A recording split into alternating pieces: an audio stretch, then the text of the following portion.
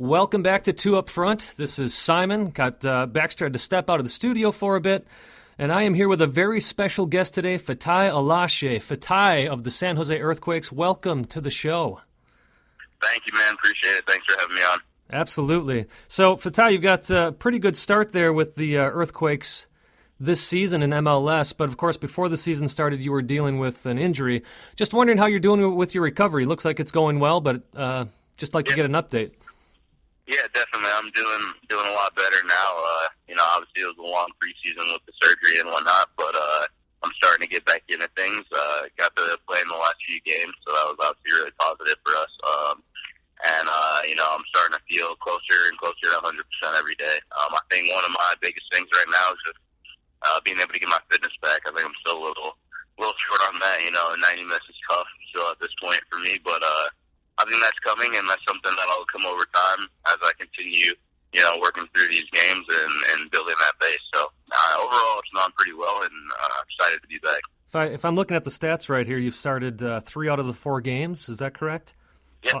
Awesome. So last season, you guys just missed the playoffs. You almost squeaked in there. Is that the goal this year, or are there bigger aspirations for the Earthquakes? I think every year we set our goals pretty high. I think we don't just want to, sneak into the playoffs. We want to go into the playoffs as a high seed, possibly win the Western Conference regular season. So I think last year we were pretty close to, like you said, pretty close to sneaking into the playoffs. But this year we're definitely going to want to, solidify ourselves into the playoffs as early as possible, and hopefully going with some momentum. Speaking of the Earthquakes, you've got some history with them, not just with playing, but you got the first goal ever at Avaya Stadium. How cool is that to be, you'll always be linked to that historic moment? Yeah, it's pretty crazy. I mean, I think, it's one of those things that I didn't really realize at first. Right when I scored the goal, I remember, obviously I was happy because it was my first professional goal, but it wasn't until after the game someone mentioned, hey, that was first goal in Avaya Stadium, and I really thought about it, and I was like, wow, that's crazy. That's history. That's something that'll, always be remembered. And I think, especially this past week with the 20th anniversary of the MLS and how important all that's been, and you kind of see, all this big talk around the history of things with the league, and it kind of opens up your eyes a bit to some of those cool achievements that you don't really think about on a normal day. Yeah, what's crazy, Fatai, is I've actually been following the league since day one. I remember clearly Eric Winalda's goal for when they were then called the Clash. So it's pretty, as a guy, I'm my late 30s. It's pretty awesome to see how the league has grown.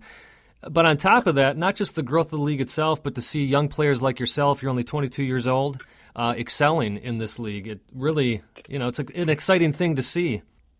And speaking of being young, I'm just curious about this. You spent some time with the U23 Portland Timbers, and just wondering if you ever had talks with them as far as coming into the league. Of course, you were drafted really high. You were 4th overall in the Super Draft, but was there ever a conversation between you and the Timbers as far as trying to join up with them, perhaps as a homegrown player? No, I never talked to them about that. Never talked to them about anything at the draft. I kind of played there for my U23 time PDL in the summer between my senior year in school, and then after that, that was the end of it. And never really dove deeper into that route. Speaking of college, so you played at Michigan State. I actually had an older brother that played with Wisconsin, so it's always good to see some Big Ten representation in the league. Yeah. You and the other Big Ten players ever talk about of course, the good old days for you are still just a couple of years ago, but any conversations off the field with all, a bunch of players from Indiana, of course, in the league? Yeah. My roommate, Tommy Thompson, from the team as well, he actually went to Indiana, and his freshman year was my junior year, so we played against each other in the Big Ten tournament final, and they actually beat us in that game, but we always go back and forth about whose team was better and whatnot, because their record that year is pretty bad. So I always give him stuff, and then he always brings up the Big Ten championship game. So it's a fun back and forth between us, especially since we live together now. So it's crazy to think back to stuff like that. He actually still has the game on tape, but I haven't sat down and watched it with him yet because I'm not sure if I'm ready for that. Of course. Of course, Fatai, you also got to wear the red, white, and blue for the Olympic team. You were called up in the January camp. Just curious about your experience. Obviously, you were injured for the second leg of the Olympics, if I have that right. But more curious about your time in camp with Jurgen Klinsmann and what the future might hold for you with the U.S. national team.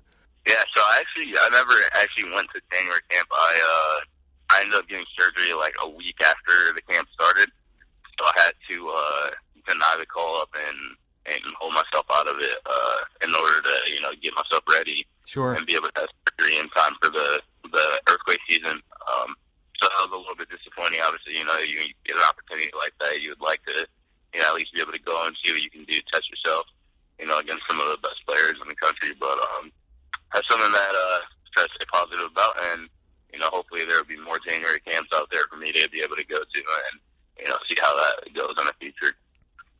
Yeah, well, sorry to bring up a sore topic there. Of course, you were just reading here as well that you had to deny that call up, but still, what an honor to be wearing the red, white, and blue, and at least be looked at for that camp. And I'm pretty confident we'll see you. I mean, you're a fun player to watch, highly skilled. You're a great example of an American player.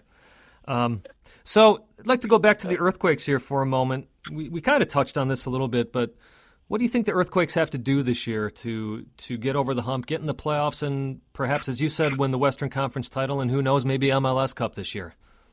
Yeah, I think we've definitely had a good start to the year so far. I think if we can continue doing some of the things that we're doing right now, we should have no problem, getting into the playoffs. It's just about, kind of maintaining that level of play throughout the year. Obviously it's a pretty long season, so, you're going to have ups and downs. You're going to have runs where maybe you're not winning too many games, and then runs where you're winning a ton of games, and you kind of got to keep an even keel throughout those different stretches of the season. I think if we can continue playing the way we are now, trying to possess the ball a bit, definitely looking to get create some more attacking opportunities, I think we'll end up doing pretty well. All right. I got to ask you, too, how is it? You've got some international players on your team. Of course, Chris Wondolowski, the first one to come to mind. Bingham's been getting called up as well. But you also got some other international players on there. Oh, my goodness. I'm sorry, I'm blanking here. Player from Honduras. Yeah, Victor's on the team, Anibal, yes. Alberto, all those guys, Simon Dawkins. Right, and of course, international guys, and Marvel Wynn as well has spent some time with the national team. Clarence Goodson, yeah. Yep, exactly. So, what do you learn from those guys when you're playing with them day in, day out in training, game day, whatnot? Yeah, those guys are all great players. I mean, I think there's a lot to learn from those guys. I think they're all very intelligent players. They're really smart. You can tell that they've played in a lot of big games over their years. I think the biggest thing is just seeing the way that they train every day, the way they take care of their bodies, even after training. It's one of those things that's very important and something that is helpful if you learn from a young age and can kind of build those habits early when you're young, and then continue that throughout your career. I think all those guys do a great job with that stuff. They're great professionals, and definitely role models for all of us young guys. Well, that's a great note to end on, Fatai. Again, thank you for taking time to talk to us here on Two Up Front. Wish you the best with the MLS season, and I'm hoping to actually get out there myself for the MLS All-Star game, and perhaps we'll see you there. Absolutely. Thank you so much, sir. Thank you. Have a great day. All right, you too. That was Fatai Alashe from the San Jose Earthquakes. Current young player, 22 years old, but already starting in MLS. Getting over an injury, as you heard him say, and a great honor to speak with him. So thank you again, Fatai Alashe, for coming out and speaking to us at Two Up Front. We'll take a break, and when we come back, we got some more exciting stuff to talk about. You are listening to Two Up Front.